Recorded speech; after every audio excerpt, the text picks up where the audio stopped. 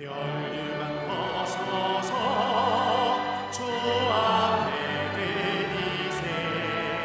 저 천사의 분노회가 온 땅에 퍼지네. 내오나 내어서 주 찬송하여라. 온 백성 죄를 속하신 만왕의 왕이세. 멸류관 벗어서 주 앞에 드리세. 그 손과 몸의 상처가 영광 좀 빛나네. 하늘의 전사도 그 영광 보고서 고난의 진비 알고자 내름 모하도다.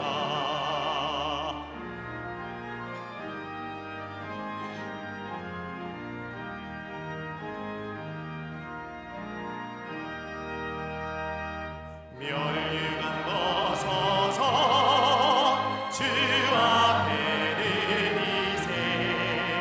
온 세상 전쟁 그치고 참 평화 오겠네.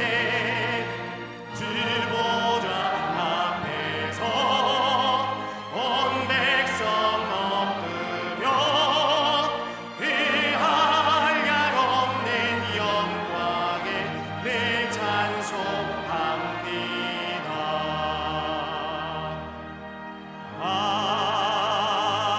아멘.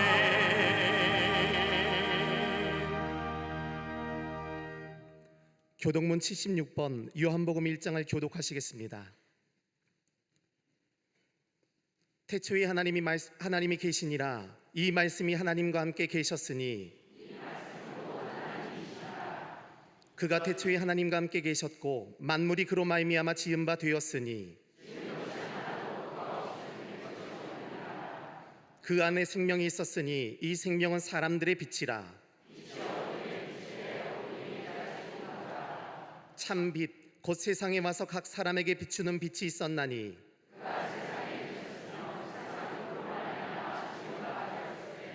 세상이 그를 알지 못하였고 자기 땅에 오매 자기 백성이 영접하지 아니하였으나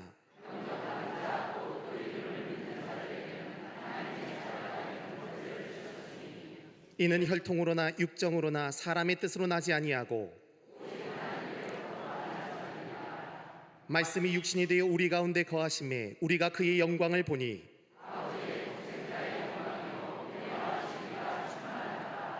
아멘.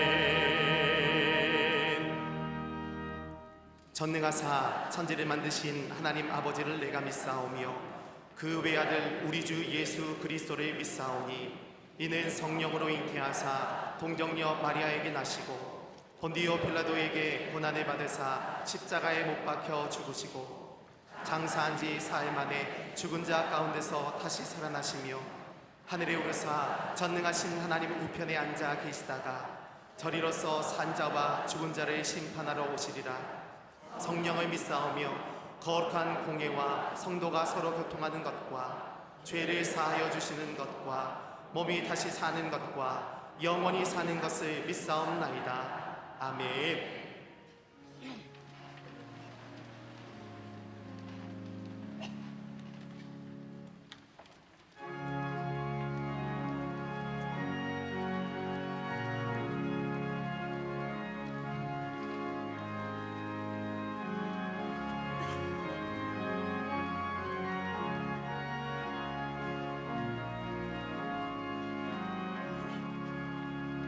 예수가 거느리시니 즐겁고 평안하구나.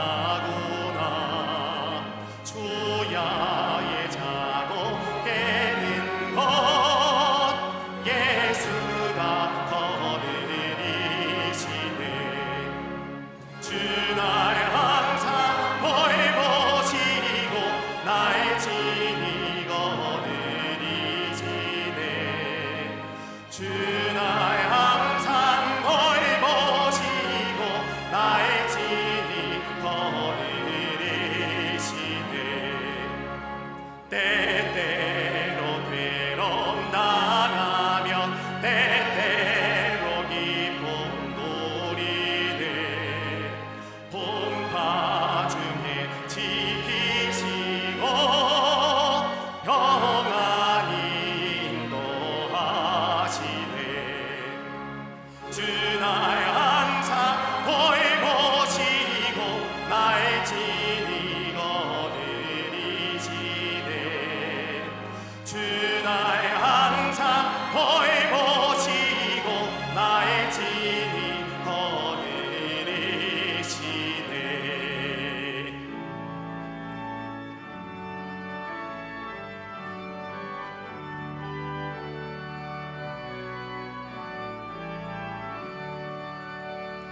내 주의 손을 붙잡고 천국에 올라가겠네. 괴로우나 즐거우나 예수가 거느리시네. 주 날 항상 돌보시고 날 친히 거느리시네. 주 날 항상 돌보시고 날 친히 거느리시네. 이 세상 이별할 때에 마귀의 권세 이기네. 천국에 가는 그 길로 예수가 거느리시네.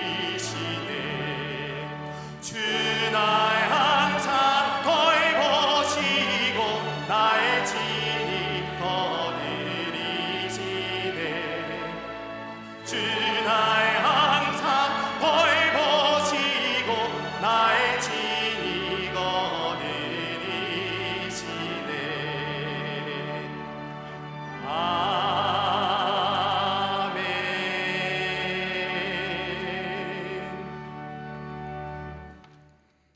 아멘. 하늘의 문을 열고 놀라운 응답을 준비하시는 주님, 이번 38회 오랩산 기도를 통해 모든 성도들의 간절한 기도로 우리 광림의 재단을 넘어 한국교회의 영적 행신과 회복을 위한 새로운 물결을 허락하시니 감사합니다. 육신의 정욕과 이생의 자랑에 물든 우리의 마음밭을 기경하며 우리의 죄악을 깨달아 통회하고 자복함으로 정결하고 깨끗한 심령들이 되게 하여 주시옵소서. 7월의 첫 주일 하늘의 문을 여시사 성령의 임재하심 가운데 절반의 시간을 지켜주신 은혜에 감사하며 새로운 마음의 결단과 새 출발의 역사가 있게 하여 주시옵소서. 이 나라 민족을 사랑하신 하나님, 기근과 테러, 무더위와 자연재해로 신음하는 온 땅을 치유하시고 하나님 나라의 창조 질서가 온전히 회복되게 하여 주시옵소서. 특별히 전쟁으로 고아와 난민이 창궐하는 중동과 우크라이나 땅에 샬롬의 평화가 임하게 하사 칼을 쳐서 보습을 만들고 창을 쳐서 낫을 만들며 다시는 전쟁을 연습하지 않는 여호와의 날이 임하게 하여 주시옵소서. 지진 피해로 고통 중에 있는 베네수엘라 땅에 주님의 은혜와 위로가 임하게 하시고 회복을 위해 다시 일어서는 티르키와 시리아 지역에서 안디옥 개신교회의 재건이 축복의 마중물이 되게 하실 줄로 믿습니다. 이 땅의 위정자들이 하나님의 경외하고 백성들을 사랑하는 마음을 주시되 이념적 대립, 지역과 세대 간의 갈등, 사회 경제적 어려움을 넘어 생명의 길로 인도할 온전한 지도자로 서게 하여 주시옵소서. 북한의 악한 정권이 핵과 미사일의 야욕을 버리게 하시고 굶주림으로 억압과 핍박으로 고통당하는 북한의 지하교회 성도들과 동포들을 불쌍히 여기사 참된 자유와 해방의 역사를 보게 하여 주시옵소서. 포괄자차별 금지라는 이름 아래 인간의 죄악과 탐욕이 하나님의 창조 질서와 가정의 소중함을 무너뜨리지 않도록 친히 주장하여 주시옵소서. 이 땅의 다음 세대가 바른 역사관과 윤리관을 갖게 하시고 동성애, 이단, 우상과 미신, 마약을 비롯한 잘못된 가치관은 물러가게 하여 주시옵소서. 또한 말씀의 반석 위에 터를 잡고 세우신 기독교 사학들이 그 거날 기념에 맞게 자유로이 예배를 드리고 말씀을 가르치는 영적 훈련을 온전히 감당케 하여 주시옵소서. 73년의 역사 속에 범사의 기쁨으로 합당하게 행하여 선한 열매를 맺는 우리 광림의 재단이 되게 하심을 감사합니다. 특별히 선교구와 학기관과 부서를 붙잡아 주시되 속회와 남녀 선교회를 통해 견고한 신앙의 뿌리를 세워가게 하여 주시옵소서. 어두운 시대 세계 선교의 새로운 모델을 제시할 9개 나라 12개 선교센터의 사역을 통해 묵묵히 생명의 씨앗을 뿌리는 큰 빛의 숲을 이루게 하여 주시옵소서. 호렙의 성산에서 생명의 고울을 먹이시는 목사님, 사랑과 섬김의 리더십으로 광림의 재단을 넘어 감리교단과 한국교회, 세계교회를 지탱하는 참된 목자로 서게 하심을 감사합니다. 오늘 은혜와 소망의 말씀을 전하실 때에 생명의 복음을 통해 삶이 변화되고 놀라운 치유와 회복, 기적의 역사가 일어나게 될 줄로 믿습니다. 우리 교회의 다음 세대와 청장년이 더욱 부흥하고 성장하여 이 땅의 미래를 책임지고 선도해 나가는 축복의 도구로 사용하여 주시옵소서.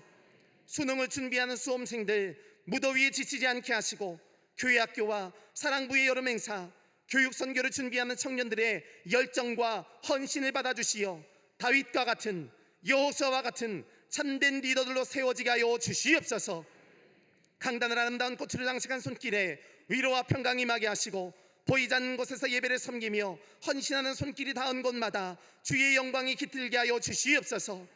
또한 갈릴리 성가들을 기억하사 위로와 소망, 은혜의 감동을 전하는 귀한 사명 감당케 하여 주시옵소서.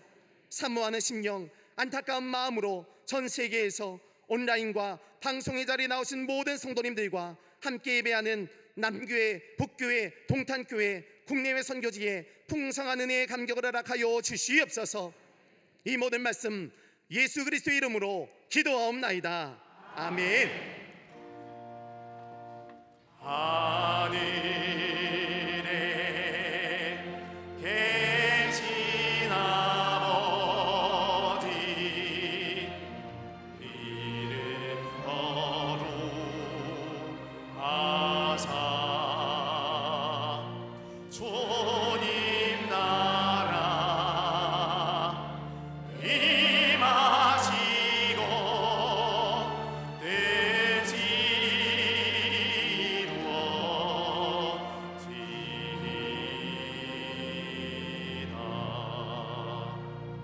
일용할 양식 주시고 우리들의 근죄 다 용서하옵시고 또 시험에 들게 마시고 악에서 구원하소서. 대개 주의 나라 주의 권세 주의 영광 영원히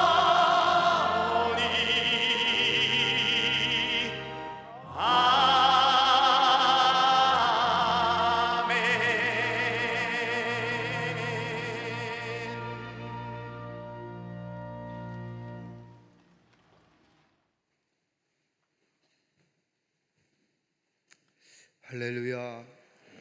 거룩한 주일에 주의 전에 나와 예배한 우리 모든 광림의 권속들과 영상을 통하여 예배에 참여한 모든 이들 위해 하나님의 놀라운 은혜와 하늘의 축복이 함께 하시기를 먼저 주의 이름으로 축복합니다. 앞뒤 전후 좌우 계신 분과 함께 인사 나누겠습니다. 우리 하나 이야기 있죠. 작은 미소가 뭐다요?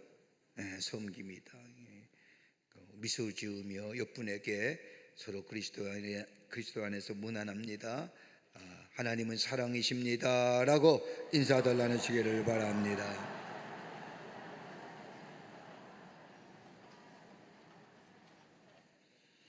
제38회 호랩산 기도회가 은혜 가운데 40일의 여정이 점점 좀 다가오고 있습니다. 5일 남았는데 7월 10일 돌아오는 금요일에는 마지막 우리가 호랩산 기도회를 맞이하면서 성만찬 예배로 종료하려고 합니다. 우리 40일의 여정 길면 긴 여정입니다. 6월 한 달을 온전히 다 새벽에 모든 것을 다 우리가 쏟아 붓었고 부어서 기도했고 또 많은 은혜를 받았고 또 기도의 응답도 받았습니다. 이제 5일 남았는데 여러분 다 함께 올라오셔서 같이 하나님 앞에 기도하며 또 마지막으로 성만찬 예배를 드리며 하나님 앞에 감사하며 호랩산 38회 호랩산 기도회를 종료하게 됩니다. 기억하시고 여러분 다 함께 올라오셔서 기도의 자리를 채우시며 함께 기도하는 시간 되기를 바랍니다. 제2020년도 1학기 광림 장학생을 선발합니다. 지원하실 분은 교회 홈페이지를 참조하셔서 신청하여 주시기를 바랍니다. 호랩산 기도회가 끝난 후에 돌아오는 주일서부터 여름 성경학교가 시작이 됩니다. 7월 10일서부터 시작이 되는데 여러분들 일정을 확인하셔서 여러분의 자녀들 많이 보내주시기를 바랍니다.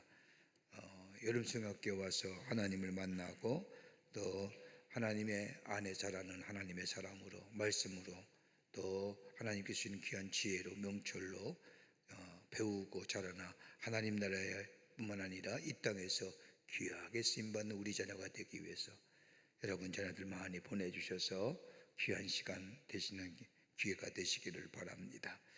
청년선교 국내서교육선교가 7월 24일서부터 진행이 됩니다. 저 농어촌에 가보면 주일학교가 없는 교회가 태반입니다.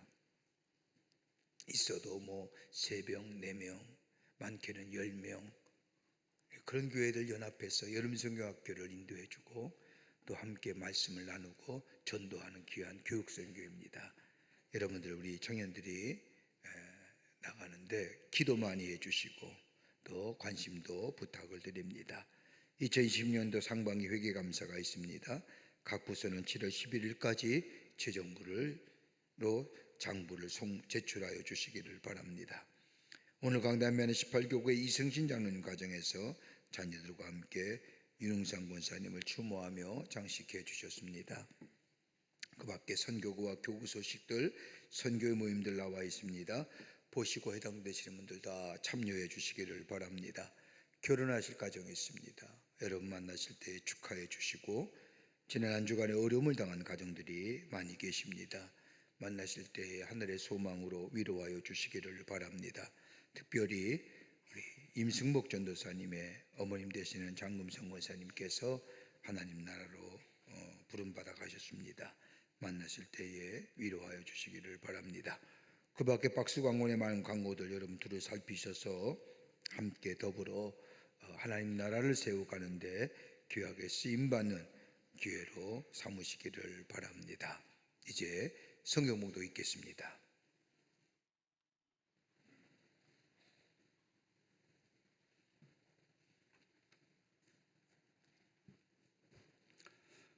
오늘 성경 말씀은 요한복음 9장 1절로 7절 말씀입니다. 예수께서 길을 가실 때에 날 때부터 맹인된 사람을 보신지라. 제자들이 물어 이르되 랍비여 이 사람이 맹인으로 난 것이 누구의 죄로 인함이니이까? 자기니이까 그의 부모니이까? 예수께서 대답하시되 이 사람이나 그 부모의 죄로 인한 것이 아니라 그에게서 하나님이 하시는 일을 나타내고자 하심이라. 때가 아직 낮임에 나를 보내신 이의 일을 우리가 하여야 하리라. 밤이 오리니 그때는 아무도 일할 수 없느니라. 내가 세상에 있는 동안에는 세상의 빛이로라. 이 말씀을 하시고 땅에 침을 뱉어 진흙을 이겨 그의 눈에 바르시고 이르시되 실로암 못에 가서 씻으라 하시니 실로암은 번역하면 보냄을 받았다는 뜻이라. 이에 가서 씻고 밝은 눈으로 왔더라. 아멘.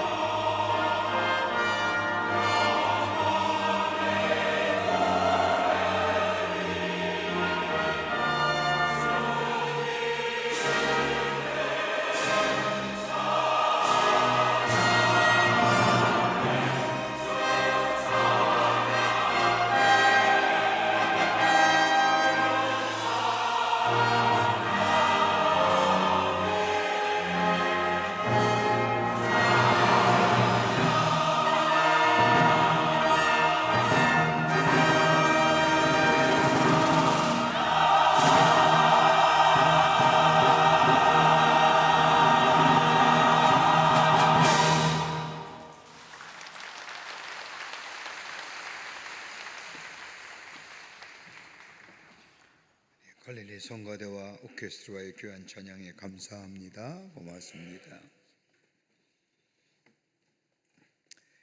다른 복음서와 달리 요한복음에서는 예수님이 행하신 기적 가운데 7가지의 기적이 기록되어져 있습니다. 이는 요한복음의 기자인 요한이 예수님이 행하신 기적 가운데 7가지만 보아서 기록한 것이 아니라 예수님께서 행하신 많은 이적 가운데 계시적 성격이 강한 몇 가지를 선별하여 기록한 것이라 보아야 할 것입니다. 그러게 요한복음에 나타난 이적과 기적의 기사들은 다른 이적에 비하여 하나님의 계시적인 성격이 강하고 상징적이며 더 나아가 깊은 표적의 의미가 담겨져 있다 할 것입니다. 오늘 우리가 읽은 이 본문의 말씀은 나면서부터 앞을 보지 못하는 사람의 등장과 함께 시작이 됩니다. 이 사람이 당하고 있는 고통은 다른 사람이 가지고 있는 그 어떤 고통과는 비교할 수 없을 만큼이나 깊은 고통입니다. 우리는 인생을 살면서 여러 가지 많은 모양의 고난을 만나기도 하며 큰 문제로 인하여 우리의 삶의 무게가 무거워질 때가 있음을 경험하게 됩니다. 그 고난이 경제적이든 육체적이든 사람과 사람의 관계성이라든지 우리는 여러 가지의 문제를 가지고 삽니다. 그런데 이런 문제와 고난과 삶의 아픔이 다가올 때에 공통적으로 질문하는 질문의 내용이 있습니다. 내가 왜 이런 고난을 당해야 하는지. 적어도 예수 그리스도를 믿는 그리스도인이라고 한다면 하나님이 나의 하나님 되시고 하나님은 역사의 주인뿐만 아니라 창조 되심을 믿는 하나님의 사람이라고 한다면 고난과 삶의 문제가 짓누러 올 때에 하나님 왜 내게 이런 고통을 주십니까? 하나님 나 돌아보시는 겁니까? 정녕 하나님 살아계시는 겁니까? 라고 질문할 때가 있음을 우리는 경험하게 됩니다. 그런데 고난을 당하거나 고통을 당할 때 적어도 2가지의 문제에 대한 답이 우리 가운데 있다고 한다면 그 당하는 고난과 고통은 얼마든지 이겨낼 수 있을 겁니다. 그 하나가 뭐냐? 의미성의 문제입니다. 내가 당하는 고난에 의미가 담겨져 있느냐? 아니면 아무런 의미 없이 당하는 고난이냐? 혹독한 고난을 당한다 할지라도 그 고난 속에 담겨진 의미가 있다면 우리는 얼마든지 이겨낼 수가 있습니다. 명분이 좋고 목적이 좋고 다른 사람이 인정해 준다면 얼마든지 견디어 이겨낼 수 있습니다. 그런데 내가 당하는 고난과 삶의 무게를 아무리 생각해도 내게 의미가 없습니다. 생각을 해보아도 무의미한 겁니다 라고 생각하게 되면 이럴 때 우리에게 닥쳐오는 것이 절망이고 이 절망이 우리에게 가져다 주는 것이 어둠이고 이 어둠 때문에 우리의 인생의 여정에 한 걸음도 앞으로 나가지 못함을 보게 됩니다. 의미성의 문제입니다. 내가 당하는 고난, 내가 당하는 이 삶의 아픔들 의미 있느냐? 또 하나 있다고 한다면 희망의 문제입니다. 비록 오늘 고난을 당하지만 내일은 좋은 일이 있을 것이라면 이 고난도 당할 만합니다. 고난은 그만큼 우리 인생의 성숙함을 가져다 주기 때문입니다. 여러분, 고난과 어려움을 많이 당한 인생의 삶, 그 인생의 깊이가 다르지요. 그처럼 고난은 우리에게 새로운 삶의 성숙함과 더불어 성장을 가져다 주기에 내일 좋은 일이 있다고 한다면 고난의 미래적 의미가 담겨져 있고 고난의 미래적 소망이 우리 가운데 있다고 한다면 그 고난을 얼마든지 이겨낼 수가 있습니다. 그런데 오늘 본문에 나오는 주인공 보십시오. 날 때부터 앞을 보지 못하는 사람입니다.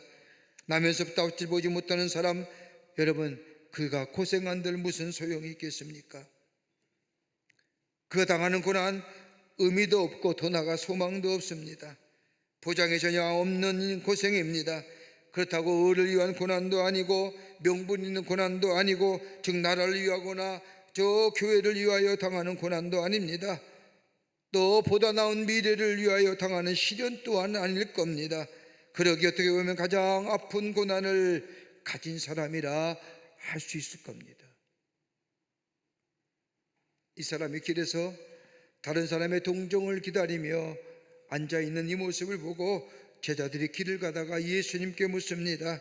랍비요, 이 사람이 소경으로 난 것이 네 죄로 인함이오니까 자신의 죄로 인함이 오니까 아니면 부모의 죄로 인함이 오니까? 라고 묻습니다. 참 이렇게 해괴망측한 질문이 어디 있을까요? 앞을 보지 못해 다른 사람의 동정을 구하는 사람의 모습을 보면서 저가 앞을 보지 못하는 것이 도대체 누구의 죄입니까? 본인의 죄입니까? 아니면 부모의 죄입니까? 이렇게 질문에는 적어도 두 가지의 제자들의 질문 속에는 두 가지의 잘못된 생각들이 담겨져 있습니다. 하나는 뭐냐 하면 인과율의 문제입니다. 모든 고난은 죄로 인한 것이라고 가졌던 관념적 생각, 그러기에 앞을 보지 못하는 사람이, 그것도 나면서 앞을 보지 못한 사람의 길에 앉아서 다른 사람의 동정을 구하는 것을 보면서 저 사람의 앞을 보지 못하는 것은 다름이 아니라 죄 때문이 아닙니까? 죄 졌기 때문이 아닙니까? 그러면서 누구의 죄로 인하여 저 사람이 고난을 당하는 겁니까? 철저하게 원인이 무엇입니까? 원인이 있기에 저 결과를 갖는 것이 아닙니까? 라고 묻는 겁니다. 여러분, 우리 사회에 요즘 이런 게 유행 아닌 유행으로 번지는 것 같아요. 원인 규명. 지금에 있어서의 문제를 가지고 원인을 규명하며 그 일을 일으킨 사람들을 드러내게 해서 꼭 어떻게 했다는 겁니까?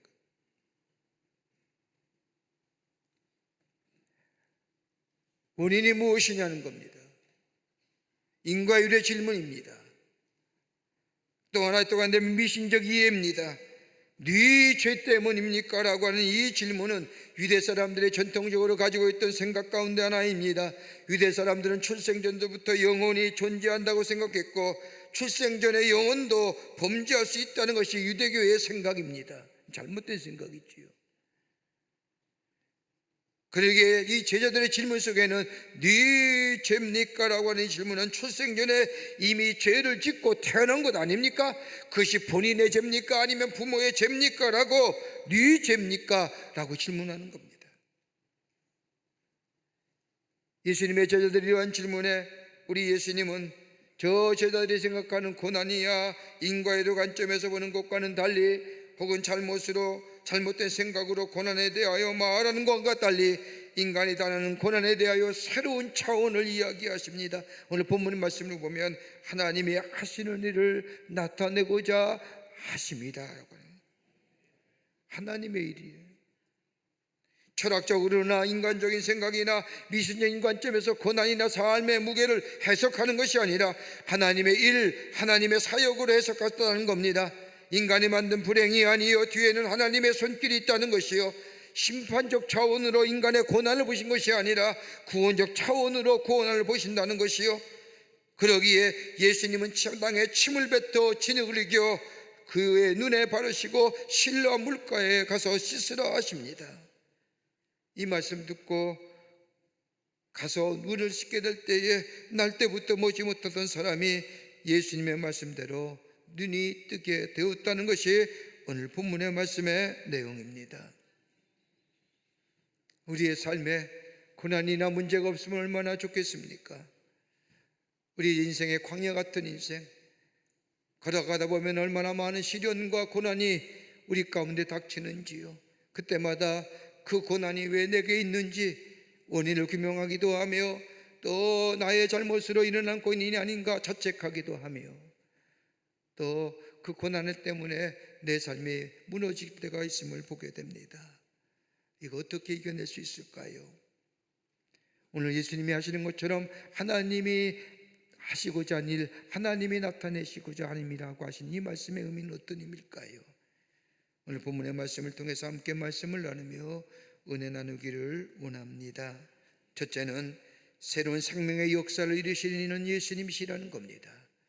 새로운 생명의 역사는 예수님께로부터 온다는 겁니다. 오늘 4절 말씀을 보십시오. 제자들이 묻기를 랍비여 이 사람이 소경으로 난 것이 네 죄로 인함이 오니까, 자신이 오니까 아니면 그 부모니 오니까라는 질문에 우리 예수님은 하나님이 나시고자 한 일을 나타내고자 하심이라고 말씀하십니다. 이렇게 말씀하시고 예수님이 이 당신이 이 땅에 오셔서 하셔야 할 일에 대하여 5절에 이렇게 설명하십니다. 내가 세상에 있는 동안에는 세상의 빛이로라 라고 말씀하십니다. 예수님이 이 땅에 신 목적을 분명하게 제자들에게 말씀하시는 겁니다. 빛을 주시기 위해서 우리 예수님이 이 땅에 오셨다는 겁니다. 요한복음 1장의 말씀도 참빛이 세상에 와서 각 사람에게 비추는 빛이라고 말씀하신 것처럼 예수님이 이 땅에 빛으로 오셨다는 겁니다. 여러분, 빛이 무엇입니까? 빛의 특성이 어떤 것이 있습니까? 여러분, 빛은 밝아짐을 가져다 줍니다. 빛은 우리에게 밝음을 가져다 줍니다. 빛이 비추어 밝으면 우리 마음 또한 밝아집니다. 여러분, 가만 보십시오. 어둠 좋아하는 사람, 문제가 있는 사람입니다. 여러분, 밝은 사람은 빛 가운데 걸어가는 사람입니다. 어두운 거, 으슥한 거 찾는 사람, 별로 좋은 사람은 아닙니다. 밝은 빛이 있을 때에 그 속에 밝아짐의 역사가 있습니다.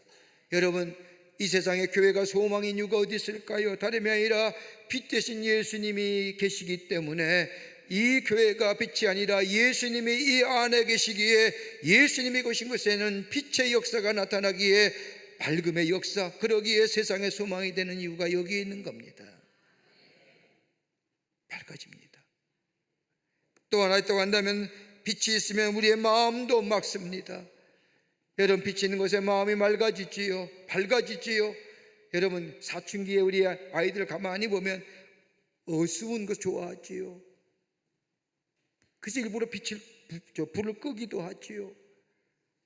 그러나 빛이 있으면 마음이 밝아집니다. 더 나아가 빛이 있으면 거기에 치유를 통한 회복의 역사가 있습니다. 여러분, 가만 보십시오. 병원에 가면 목이 아프거나 눈이 아파서 병원에 가면 꼭 하는 것이 뭐예요? 빛을 씌워주잖아요. 빛을 씌게 한다는 것은 빛의 치유의 역사가 있다는 겁니다. 회복을 가져다 준다는 겁니다. 더 나아가 빛이 있으면 거기에 성장과 더불어 성숙이 있어집니다. 식물의 자람을 보십시오. 아무리 좋은 영양분을 준다 하여도 빛이 없으면 거기에 성장이 없고 열매가 없습니다. 가을에 익어가는 저 곡식들을 보십시오. 적정한 온도에, 그리고 낮에 따가운 햇빛이 비춰질 때 거기에 열매가 맺어집니다. 이처럼 빛은 생명의 소생과 더불어 풍성한 열매를 가져다 줍니다. 또한 빛이 있을 때에 옳고 그름이 분별됩니다. 빛을 모르고 살 때에는 어둠에서 행하진 일들이 당연하게 여겼지만 빛이 있게 될 때에, 더 나아가 빛 대신 예수님이 우리 안에 계실 때에 옳고 그름이 분별되게 됩니다. 여러분, 분별할 수 있다는 것은 멀리할 수 있다는 것이요, 멀리할 수 있다는 것은 몰아낼 수 있다는 겁니다. 예수님이 우리 안에 계시면 우리의 마음이 맑아집니다. 밝아집니다. 더 나아가 예수님이 우리 안에 계시면 나를 통하여 밝음이 있습니다. 우리 마음이 밝아짐으로 통하여 내 주변의 밝아짐의 역사를 경험합니다. 예수님이 빛 대신 예수님이 내 안에 계시면 예수님이 나의 삶을 치유해 주십니다. 생명을 허락해 줄 뿐만 아니라 새로운 회복의 역사를 가져다 줍니다. 그러기에 빛 대신 예수님이 내 안에 있으면 내 삶의 인격적인 성숙과 성장을 가져날 뿐만 아니라 내 안에 풍성한 열매가 맺어지게 됩니다. 그리고 예수님이 내 안에 계시면 빛 대신 예수님이 가야 할 길과 가지 말아야 할 길을 말씀하실 뿐만 아니라 진리 대신 예수님이 옳고 그름을 우리로 하여금 분별하게 하셔서 멀리하게 하실 뿐만 아니라 우리 안에서 잘못되고 그릇된 것을 몰아내는 놀라운 역사가, 새로운 하나님의 생명의 역사가 우리 가운데 있게 됩니다. 그렇게 빛으로 오셨다는 겁니다. 근데 오늘 본문 말씀을 보십시오. 날 때부터 앞을 보지 못하는 사람, 이 사람에게는 어둠을 넘어서 절망입니다. 왜요? 빛이 없기 때문입니다. 그러게 마음이 어두웠습니다. 성장을 통한 열매와 더불어 성숙한 삶, 아버지 뭐라 사라진 지 오래입니다. 더더구나 무엇이 옳은지 무엇이 그른지 모릅니다. 그런데 그에게 예수님이 찾아오셔서 빛을 비추어 주셨습니다. 여러분, 하나님께서 행하신 가장 위대한 일이 어떤 일일까요? 여러분, 여러분의 삶 속에 하나님이 하신 일이 가장 위대한 일이 어떤 일일까요? 생각해 보셨습니까? 가장 위대한 하나님이 아니라 나의 삶의 인도자가 되어주시고 동행하시고 보호자가 되시며 때를 따라 공급하시는 하나님, 그러기에 하나님이 내 인생의 여정 속에 가장 위대한 일을 하셨다. 아니야, 이거보다 더 가장 위대한 게 뭐예요? 나라는 존재, 죄로 말미암아 죽을 수밖에 없는 존재들을 우리 하나님이 하나밖에 없는 예수님을 이 땅에 보내주셔서 내 죄를 대신하여 십자가에 달려 죽게 하시고 내 죄를 사하여 주실 뿐만 아니라 나의 존재와 나의 실존의 삶을 변화시켜 하나님의 사람이라 나를 불러주시고 그 하나님의 은혜 안에서 살아가는, 그렇게 매일매일 그 은혜에 감사하며 감격하며 살아가는 인생으로 삼아주셨다는 것, 여러분, 이것만큼 나의 삶 가운데 행하신 위대한 일이 어디 있을까요?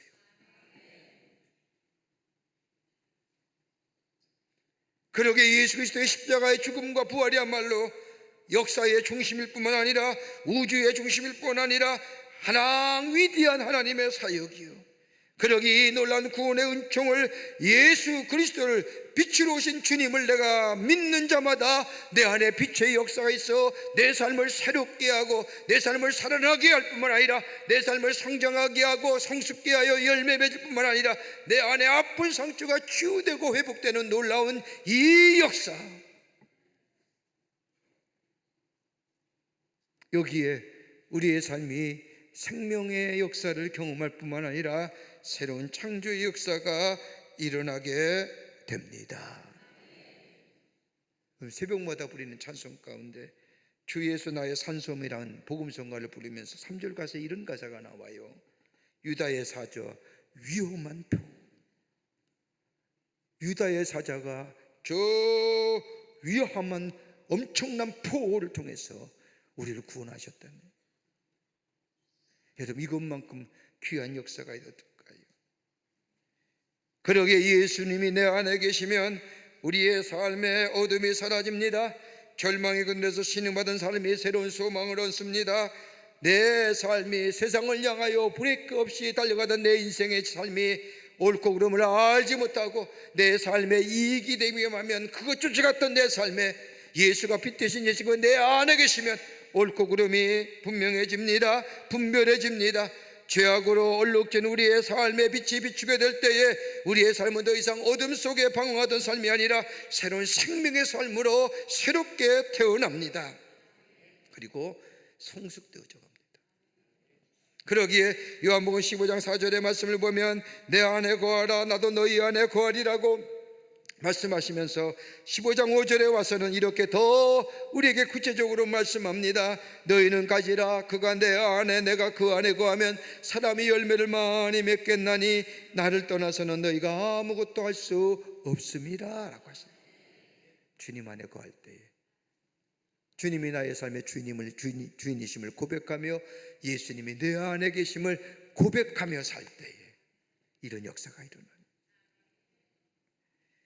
A.W. 타겟이라고 하는 사람이 쓴 단편 소설 가운데 창이라는 소설이 있습니다. 창, 윈도우죠. 그 창의 소설의 내용은 이런 겁니다. 어느 작은 병실에 두 남자가 입원해 있었는데 한 사람은 폐암 말기 선고를 받은 환자이고 또 한 사람은 디스크 환자였습니다. 이 디스크 환자는 수술받은 지 얼마 되지 않아 침대에 꼼짝없이 누워 있어야 했지만 폐암 말기 환자는 하루에 1시간 정도는 자리에서 일어나서 창밖을 내다보곤 했습니다. 병세를 보자면 폐암 말기 환자의 상황이 더욱 절망적이지만은 그러나 그의 얼굴에는 왜 그런지 늘 기쁨이 있어 보였습니다. 하루는 디스크 환자가 창밖을 보고 있는 이 폐암 말기 환자에게 물어보기를 도대체 밖에 무엇이 보입니까? 뭘 보기에 그렇게 웃는 얼굴로 바라봅니까? 라고 묻자 이 폐암 말기 환자는 지극히 눈을 감으며 이렇게 말합니다. 아름다운 호수에 보트가 떠 있습니다. 그리고 백조 한 쌍이 한가라위 떠 있고요. 호숫가를 산책하는 여인들과 잔디밭에 놀고 있는 어린아이들의 모습들이 보입니다. 이 말을 들은 디스크 환자의 얼굴은 갑자기 분노로 일그러지기 시작합니다. 그는 폐암 말기 환자의 얼굴에 늘 기쁨이 있는 까닭에 그의 침대가 창문 곁에 있기 때문에 자기는 차별 대우를 받는다고 생각했습니다. 그러면서 생각하길 저 폐암 환자가 죽으면 내가 저 창가의 침대를 차지하겠다고까지 생각하게 합니다. 그 어느 날 밤이었습니다. 폐암말기 환자가 심하게 기침을 하면서 신음하기 시작을 합니다. 이 소리를 들은 그 환자는 비상벨을 불러서 의사를 부를까 하다가 침대를 찾아야겠다는 생각에 그대로 둡니다. 아침이 밝아오른 무렵 침대 옆에 있던 말기 환자 소리가 없이 조용해졌고, 고통받던 폐암 말기 환자는 그의 기대대로 세상을 떠났습니다. 비어있는 자리에 병원의 허락을 받아서 드디어 창문 곁 침대로 옮기게 되었습니다. 그는 옮기자마자 그는 있는 힘을 다해 침대를 붙잡고 일어나 창밖을 내다봅니다. 그는 놀랍게도 창밖에는 저 벽조가 떠있는 호수가 보이는 것이 아니라 회색의 콘크리트 담벼락만 봅니다. 그는 그제서야 깨닫습니다. 저 폐암 말기 환자의 기쁨이 환경 때문이가 아니라 그가 선택한 기쁨이었음을. 사랑하는 성도 여러분, 예수님이 내 안에 계시는 것, 내가 결단이지요. 내가 예수 믿는 것 내가 받아들이는 겁니다. 내 선택입니다. 그 받아들임에 그 산속에 빛의 역사가 있습니다. 아무리 절망의 삶이 있다 할지라도 예수님이 우리의 빛이 되어 주시기에 우리는 생명의 역사를 경험하게 됩니다. 앞을 날 때부터 보지 못한 사람, 그의 고통과 고난이 인과의 일이 아니라 그 시대에 사로잡고 있던 많은 사람들의 생각, 저 원인은 분명히 누구신가, 그 원인 제공이 있다고 생각했던 그것을 넘어서서 예수님은 하나님이 하시고자 하는 일, 다름이 아니라 예수 그리스도 빛 대신 예수가 저 안에 있을 때에 하나님을 통한 생명 역사가 일어남을 우리 주님은 보고 계셨다는 겁니다. 오늘 예수가 내 안에 계시면 이런 놀라운 역사가 우리 안에 일어나게 되는 줄 믿습니다. 두 번째는 아픈 상처를 만져주시는 예수님이라는 겁니다. 오늘 본문의 말씀을 보세요. 예수님은 날 때부터 보이지 않는 사람을 향하여 참으로 기이한 일을 하십니다. 자신의 침을 뱉어 진흙을 이기시고 날 때부터 앞을 보지 못하는 사람의 눈을 발라주십니다. 얼마나 비위생적인 일이에요. 여러분, 우리 주변에 장애우들과 같이 사는 세상입니다. 차별해서는 절대 안 되지요. 근데 한 가지 우리가 조심스러울 일이 있습니다. 차별하지 않고 살지만은 그분들의 장애를 이야기하거나 말하거나 건드려서는 아니 됩니다. 신뢰되는 얘기지요. 모욕적인 얘기지요. 여러 생각하면 여러분, 우리가 아픈 상처를 가지고 있어요. 우리 내면의 상처가 있었어요. 근데 그것이 남들에 의해서 들려졌어요. 이야기돼줬어요. 그런데 상대방이 내 아픈 상처를 이야기하고 이 아픈 상처를 많은 사람들에게 화제거리로 삼는다고 하면, 여러분, 그것만큼 모욕적인 일이 어디 있을까요? 아니, 그래요? 다른 사람의 아픔과 다른 사람의 장애를 비하해서 그것 가지고 욕하는, 이것처럼 몰상식한 사람은,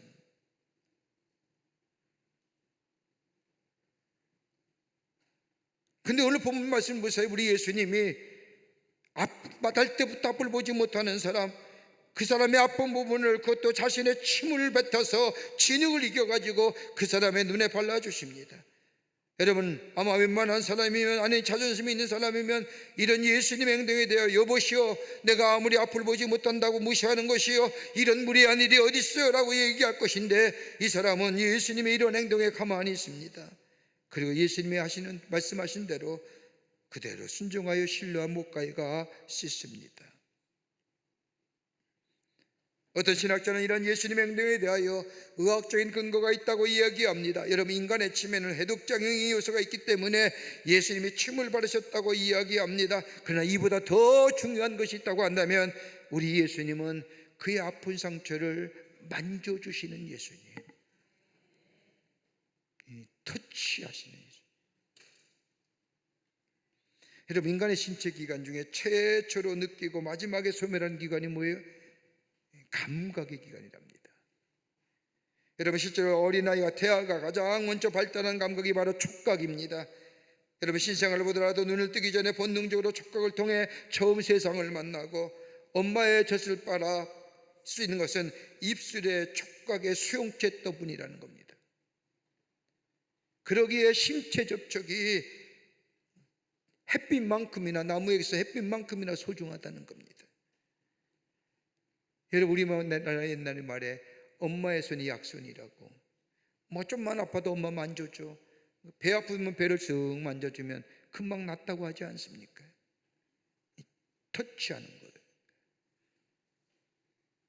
다분히 심리적이지요. 정말 엄마의 손이 약손이겠습니까? 엄마의 사랑이 담긴 그 손이 아기 아픈 부위에, 자신의 아픈 거에 이렇게 만지는 그 자체에 위로가 되고 뭐예요? 엄마의 만져주심이 사랑을 느낄 수가 있다. 그러기에 아동 심리학에서 연구하는 심리학자들에 의하면 부모의 사랑의 터치가 있는 자녀와 그렇지 못한 자녀를 비교해 봤더니 신체 접촉이 없이 키운 자녀들이 아무리 잘 먹여도 심리적이나 정신적으로 발달에 지체 현상을 보인다는 거예요. 그러니까 여러분, 우리네 부모들 좀, 젊은이 부모들 좀 툭 하면 휠체어 뭐요? 유모차요. 갑자기 단어가 생각이 안 나서. 툭 하면 유모차에 태우고 가지 마시고 좀 안아주세요.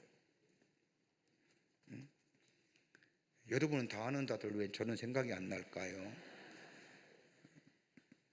좀 이렇게 안아주시라고. 좀 힘들지만 그 정서적인 접촉이 그의 미래에 안정감과 사랑을 마음을 툭하면 힘들다고 무겁죠. 하여튼 무거워요. 무겁죠. 무겁다고 그냥 유모차에 탁 씌워서 그냥 끌고 편하죠. 그러니까 뭐예요?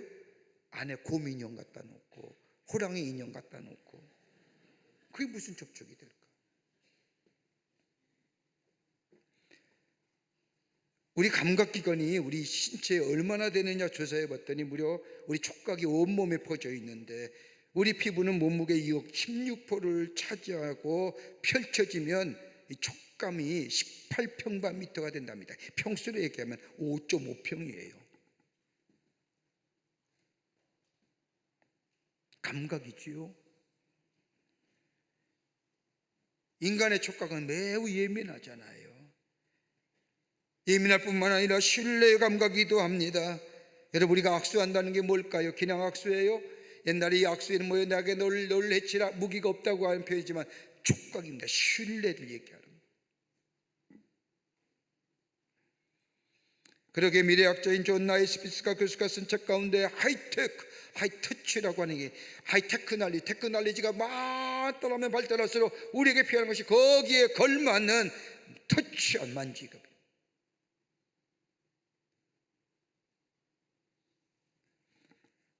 예수님의 만져주심은 그냥 만져주심이 아니라 그 사람의 이 상처를 욕되게 하는 것이 아니라 사랑의 만지심이었습니다.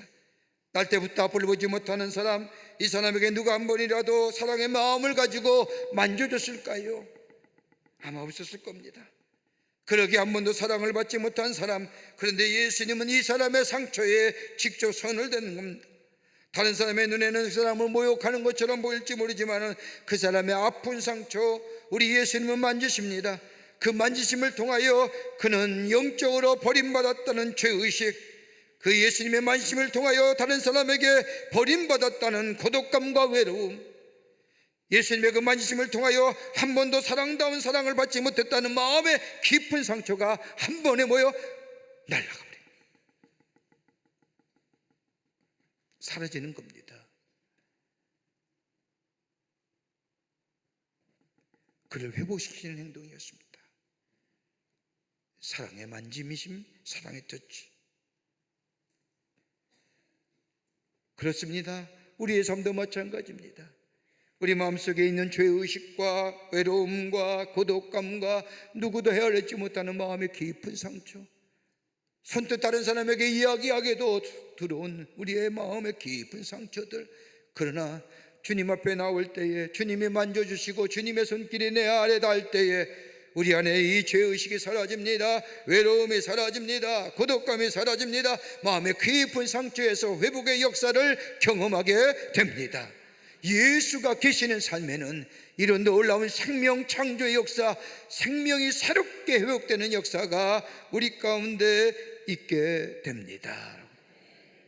그 예수 모시고 사는 겁니다. 그 예수만이 우리의 위로자 되잖아요.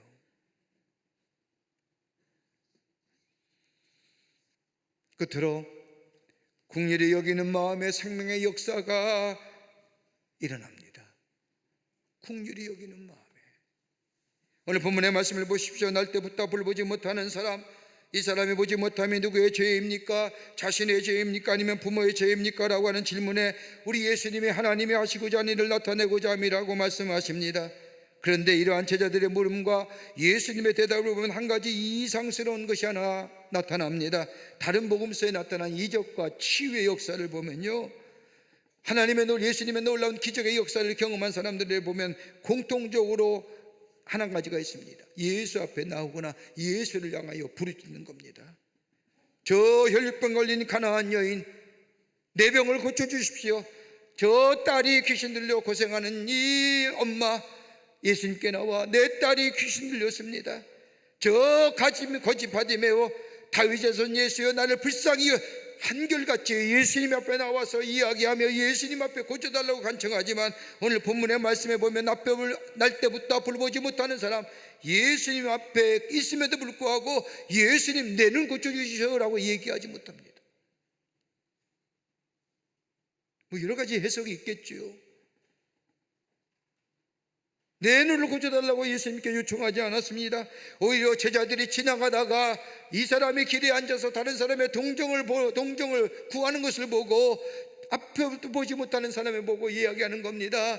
이 사람의 앞을 보지 못한 이유가 누구의 죄 때문입니까? 저의 죄입니까? 아니면 부모의 죄입니까? 문제 제기한 거예요. 제자들이 이렇게 얘기한 것은 여러 가지 이유가 있겠지요. 죄의 원인을 얘기하고자, 죄의 근본을 파헤치고자, 더 나아가 그 사람이 안타까워서 저 사람이 왜 저렇게 됐을까라고 하는 긍휼의 마음도 이 질문 속에 포함되어 있었을 겁니다. 그런데 예수님은 그 질문을 들으시고 이 사람의 질병을 고쳐주십니다. 여러분, 하나님의 역사는요, 내가 하나님 앞에 하려는 기도와 간구로도 일어나지만은 다른 사람을 긍휼히 여기는 마음과 기도 가운데서도 우리 하나님은 역사하여 주십니다. 다른 사람을 긍휼히 여기는 마음 가지고. 여러분의 가족 가운데 안타까운 일이 있습니까? 여러분의 주변에 안타까운 친구가 있고 안타까운 이웃이 있습니까? 여러분, 긍휼히 여기는 마음을 가지고 저를 위하여 기도하며 저를 위하여 간구할 때 하나님은 그 기도를 들으시고 역사하여 주신다는 겁니다. 그렇게 믿음의 기도는, 의인의 간구는 역사하는 힘이 많다는 이유가 여기 있는 겁니다.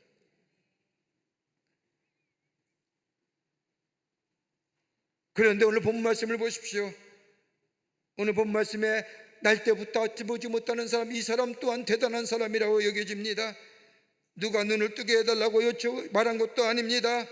제자들이 지나가다가 내가 앞을 보이지 못하고 다른 사람의 동정을 구하는 모습을 보면서 이 사람이 죄가 무엇입니까? 왜 눈이 날 때부터 보지 못한 이유가 어디 있습니까? 여러분, 이거 얼마나 기분 나빠요.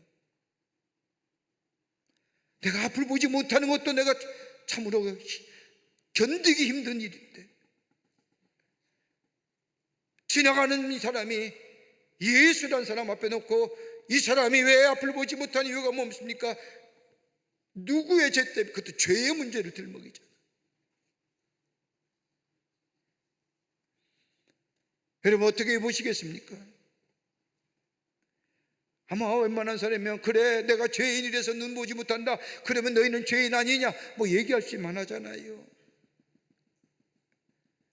근데 예수님은 이 사람을 보고 예수님은 자신의 침을 뱉어서 진흙을 이겨 이 사람의 눈에 발라주고,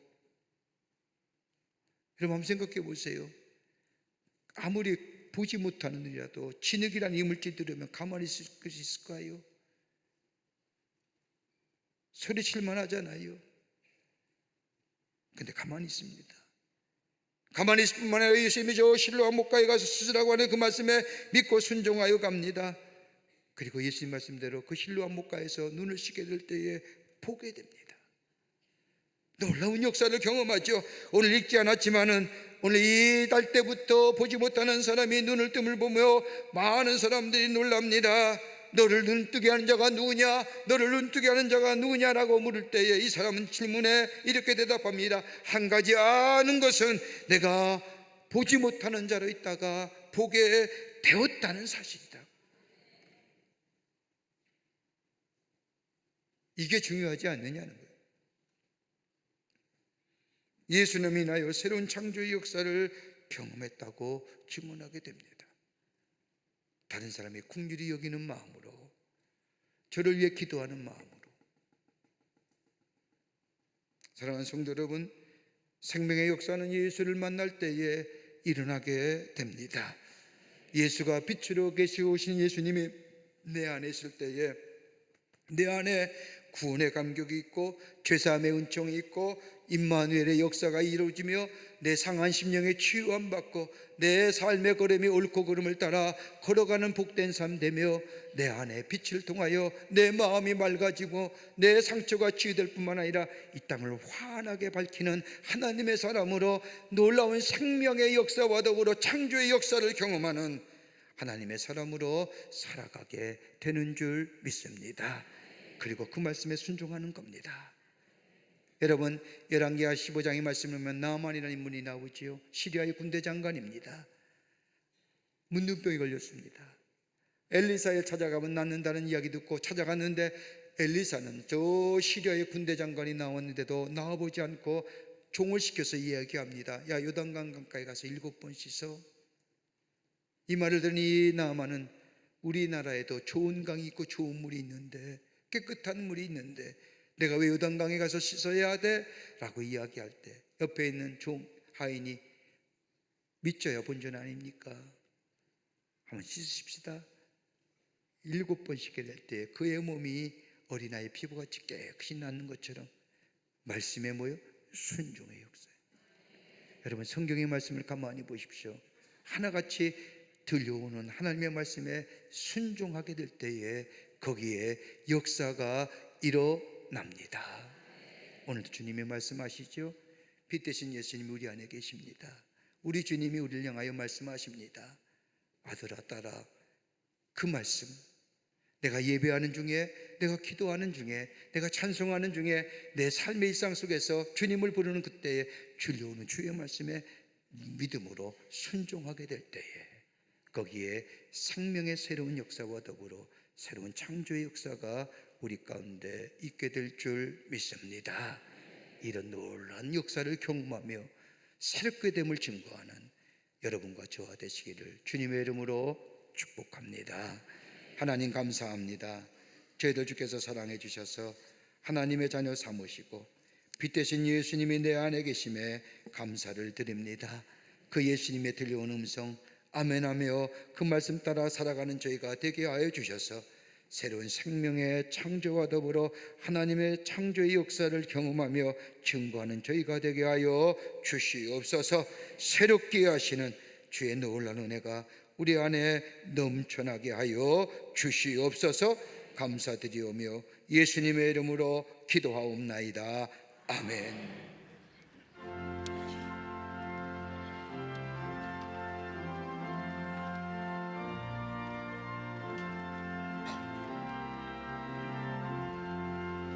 나 이제 주님의 새 생명 얻은 몸 옛것은 지나고 새 사람이로다. 그 생명 내 맘에 한같이 흐르고 그 사랑 내게서 해같이 빛난다. 영생을 누리며 주 안에 산디라. 오늘도 내일도 주 함께 살리라. 주 안에 감주인 새 생명 얻으니 이전에 좋던 것 이제는 값없다. 하늘에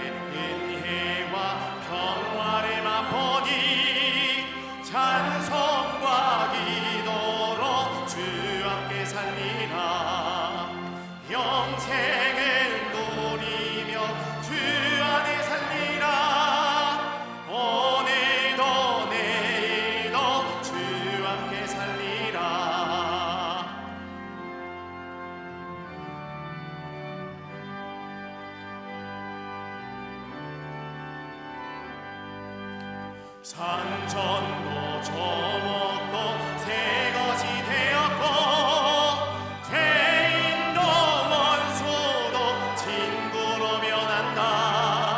새 생명 얻은 자 영생을 누리니 주님의 모신 맘 새 하늘이로다.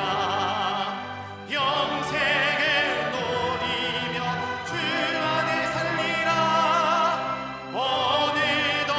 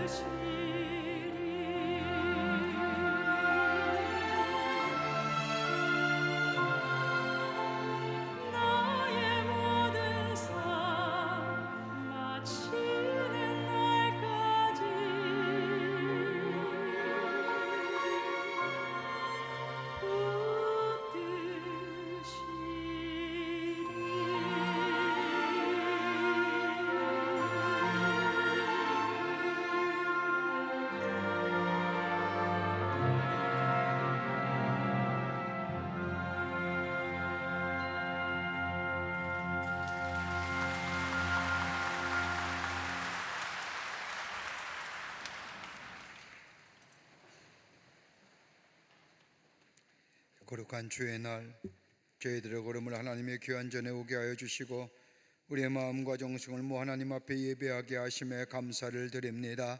우리 예배를 기쁘게 받으시고 하늘 문을 여시사 하늘의 놀라운 은혜와 하늘의 축복이 임하는 이 거룩하고도 성별된 시간 되게 하여 주시옵소서. 하나님 앞에 예배하며 귀한 예물 성별하여 주님 앞에 드립니다. 저희들의 믿음의 고백이요 주님을 향한 신앙 고백입니다. 기쁘게 받으시고 하나님 나라 귀하게 쓰임받게 하시며 이 예물을 씌울 때마다 하나님 나라가 세워지며 주께로 돌아오는 자가 많아지는 귀한 예물로 주님 사용하여 주시며 드린 식구들마다 기억하여 주시고 저들의 삶과 기업과 가정과 신을마다 풍성한 열매가 맺어져 하나님의 살아계심을 증거하는 당신의 백성들의 삶이 되게 하여 주시옵소서. 아버지 하나님, 저희들이 모일 때마다 하나님 앞에 간절히 간구하는 기도의 제목이 있습니다. 먼저는 이 나라 의 백성을 위하여 중보하며 간구하오니 이 땅의 백성들 하나님께서 주의 장중에 붙잡아 주시사 의의 길로 선한 길로 인도하여 주시옵소서. 아버지, 들려오는 소식은 참 우리의 마음이 무겁게 합니다. 염려와 걱정을 가져다 주지만 역사의 주관자 되시는 하나님, 그 하나님이 이 나라 이끄실 때에 선한 열매가 맺어지는 줄 믿사오니 이 나라 인도하시고 동행하시고 다스려 주시옵소서. 정치가 새로워지기를 원합니다. 위정자들이 하나님을 두려워하는 마음으로 백성을 섬길 수 있는 자들 되게 하여 주시며 모든 백성이 공감할 만한 정책과 법을 만들 수 있도록 하나님이여 저들의 마음을 주장하여 주시옵소서. 경제도 참 어려운 가운데 있습니다. 아버지 하나님이여, 정말로 하나님께서 이 땅의 경제를 회복시켜 주시고 부흥시켜 주셔서 이 땅의 모든 백성이 하나님의 주시는 축복을 누리는 아버지 하나님의 주시는 축복이 임하게 하여 주시옵소서. 노사의 분규도 사라지게 하여 주시고 아버지 노사가 하나 되게 하여 주셔서 함께 더불어 새로운 미래를 향하여 나아가는 기업을 경영하는 이에게 지혜 주셔서 잘 경영하게 하시고 소상공인들에게 하나님께서 함께 해주셔서 아버지 하나님이여 낙심하고 실망한 자들에게 위로가 되시고 새로운 힘을 내주셔서 새롭게 일어남의 역사를 통하여 이 경제가 새로워져 하늘의 축복을 누릴 수 있는 귀한 역사가 있게 도와 주시옵소서. 사회도 안녕되게 하여 주시옵소서. 갈등과 대립은 다 물러가게 하여 주시고 하나됨의 역사가 이 사회 속에 있게 도와 주시옵소서. 아버지, 지구촌에 일어나는 전쟁의 소리들 멈춰지게 하여 주시고 기근과 재해로 신음하는 소리도 위로하여 주시며 함께 더불어 아버지와 살아가는 평화의 지구촌이 되게 도와 주시옵소서.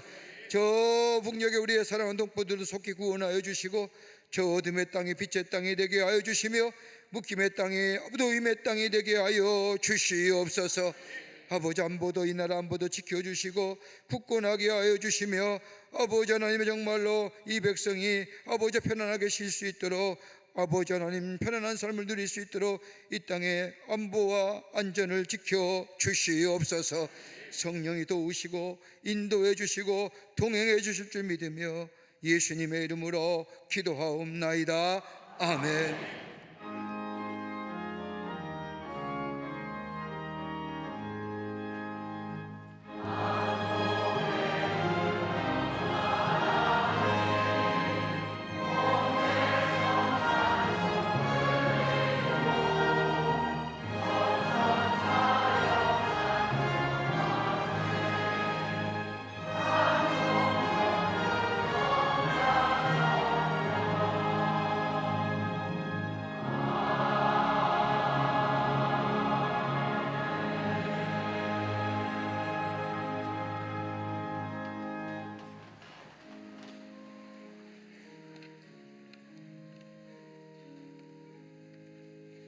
오늘 아침 시간에 우리에게 처음 오신 분들 계십니다.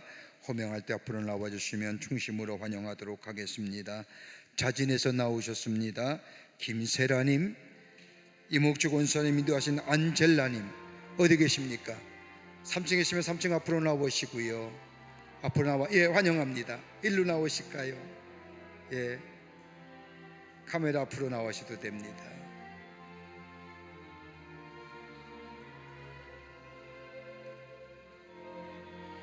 새가족 등록하는 안은 있지만 처음 오신 계시면 충심으로 환영하겠습니다.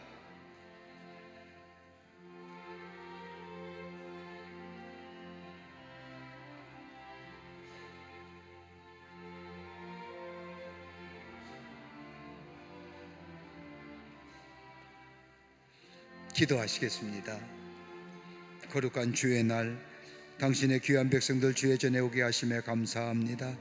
저의 이름을 하늘나라에 생명책 이롭게 해주시고 구원함과 영생 가운데 주님이 늘 동행한 하나님 나라의 백성의 삶으로 인도하여 주시옵소서. 이 땅에 살며 하나님이신 축복을 누리며 하나님이신 사랑을 누리며 그 은혜와 축복을 다른 사람에게 전할 수 있는 하나님의 백성이 되게 하여 주시옵소서. 감사하며 예수님의 이름으로 기도하옵나이다. 아멘. 뒤돌아서실까요? 우리 교우들 향해서 쓰실까요? 뒤돌아서십시오. 여러분 그 박수로 환영하시죠. 우리 장로님 따라가 주시면 교회 소개하고 안내하겠습니다. 네, 감사합니다. 고맙습니다. 이제 호렙산 기도회가 5일 남았습니다. 우리 교인들 정말 대단하십니다. 예? 여러분들 35일 지나면서 한결같이 새벽을 깨우며 기도하신 여러분의 기도 우리 하나님이 분명히 응답해 주실 줄을 믿습니다. 이제 5일 남았습니다. 기도할 거 너무 많죠. 나라 위해서도 기도해야 되고요, 또 이 땅의 경제를 위해서, 또 여러분의 가정과 자녀를 위해서 여러분 기도할 제목이 참 많은데 여러분 새벽에 호렙산에 올라오셔서 함께 기도하심으로 주의 놀라운 은혜를 체험하는 우리 모든 광림의 교우들이 되시기를 바랍니다. 이제 5일 남았습니다. 마지막 금요일은 우리가 정성껏 서원의 제물을 드리고 저 기도의 자리에 있고 마지막 성만찬으로 38회 호렙산 기도회가 마치게 됩니다. 여러분 마지막까지 올라오셔서 하나님의 놀라운 은혜를 체험하며 우리 믿음이 더 성숙되어져 가고 성장되어져 가는 그런 귀한 호렙산 기도회가 되기를 바랍니다. 이제 5일 남았습니다. 서로 격려하고 함께 올라와서 기도하는 시간 되기를 바랍니다. 다 일어나실까요? 우리 함께 마지막 찬송하시겠습니다.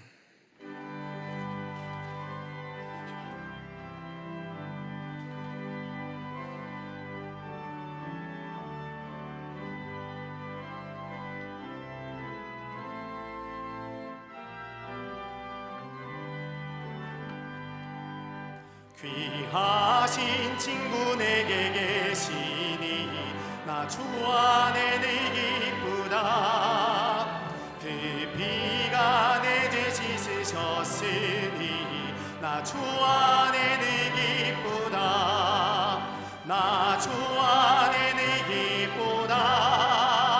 나 주 안에 늘 기쁘다.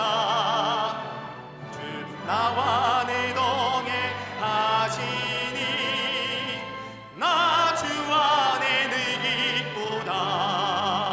주 내 짐 대신 지시었으니 나 주 안에 늘 기쁘다.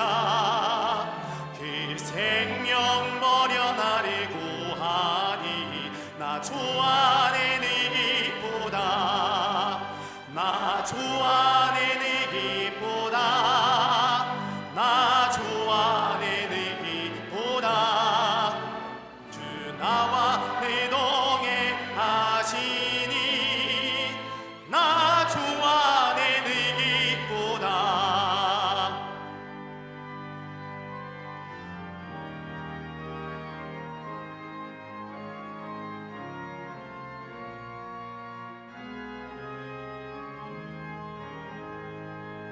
주인 종 매일 내게 더하니 나 주 안에 늘 기쁘다.